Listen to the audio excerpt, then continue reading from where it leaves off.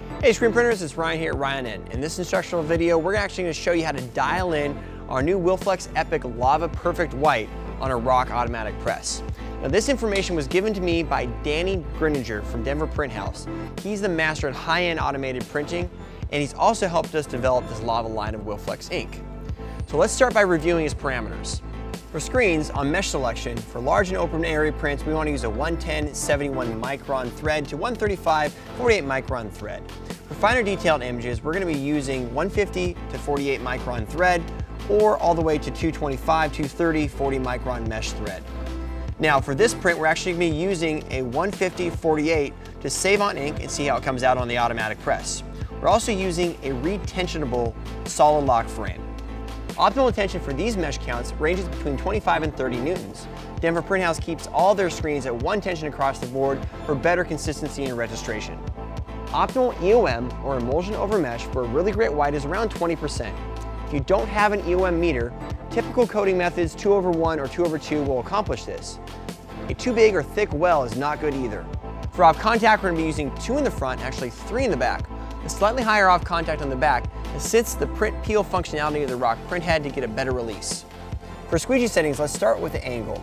We're going to use a 12.5 degree angle for the squeegee and a 20 degree angle on the flood. The flood angle and pressure is key as you want to fill the stencil completely with ink. Sometimes we'll actually use a squeegee as a flood bar. You want to flood heavy, print a little bit lighter with the squeegee. Our travel or distance, we're setting between 3 to 6 millimeters. And for pressure, we're going between 0.4 or 0.5. Let's load the screen with Lava Low Bleed Perfect White so we can start dialing in the rest of our settings. Before we start printing, we also want to make sure our platens are warm. We typically warm the platens between 120 to 125 degrees Fahrenheit. For speed, we want to use a faster speed on the squeegee than the flood bar. For lower meshes, we're going to go all the way to the max, which is 10. However, since this is a 150 mesh range, we're going to go a little bit slower down to 7. And then also on the speed of the flood bar, we're going to go at about 50. Key to keeping white ink creamy is making sure it's modulated. If you have a little bit older ink, you're going to use a hand drill. You can also do it by hand. Also, you want to make sure it's warm. You can do this in press over a warm platen or in a warm environment.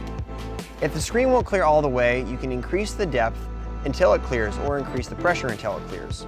Determine the height setting is different on every press and requires a little bit of fluctuation in dialing it in. This is our starting point, which actually came out looking great through this 150 mesh screen. But we have 2 underprints and 1 overprint. And the goal would be 1 underprint, 1 overprint, because it use less ink and obviously print much faster in production. So let's change some settings and do some troubleshooting on press to dial that in and get that result. Now troubleshooting can vary depending on the art, the job, the shop, but here's how Danny looks at it. The ink is not opaque enough. It could be due to a lot of reasons, but typically it's the mesh is too high or too low a tension. On press, let's check our flood settings, make sure we're getting enough ink in the screen, and then our squeegee settings. If our screen is not clearing, here's what we want to do. First, we'll lower our angle slightly, going from a 12.5 to 15 to 18, but not more than that. We can also adjust the blade going to a slightly softer blade. Right here we're using a 70-90-70, which is a pretty hard blade. Keeps it nice and rigid, but we could go to a slightly softer blade like a 70 to help lay more ink down.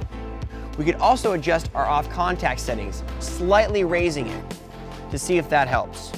If the ink is not matting the fibers, typically the ink is being driven too deep into the fiber of the shirt. You can change this by slightly raising the off contact or slowing the squeegee and slightly lowering the angle from 12.5 to 15 to 18 degrees. After we've adjusted these settings and a couple more test prints, we're getting much closer. With a couple more tweaks, we're able to accomplish an underbase with a full matte down, clearing the screen with 1 pass. A few final things Danny will do often is modify the ink itself. If the ink is not quite opaque enough, he adds a little bit of suede, 0.5% into the ink, help it puff up after the flash, be a little bit more opaque.